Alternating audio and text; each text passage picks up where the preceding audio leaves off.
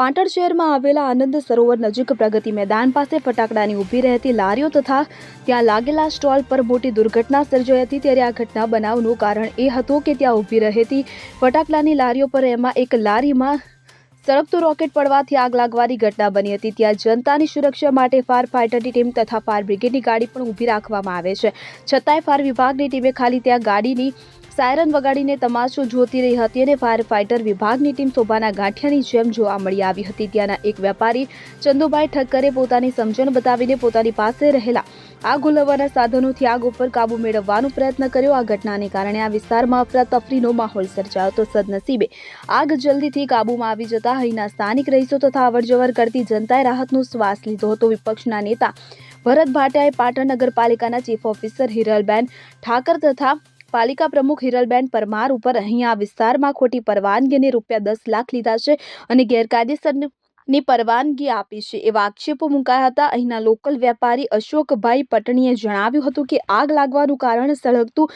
Rocket પકડવાથી આ ઘટના બની છે અને ભરત ભાટિયાએ જે આક્ષેપો મૂક્યા છે તે તદ્દન પાયાવિહોણા છે। આશિષ શાહ સાથે CN24 ન્યૂઝ પાટણ। હવે જુઓ દેશ દુનિયાની તમામ ખબરો તમારી આંગળીના ટેરવે। ઉઠાવો મોબાઈલ અને Google Play Store પરથી ડાઉનલોડ કરો અમારી CN24 ન્યૂઝ મોબાઈલ એપ।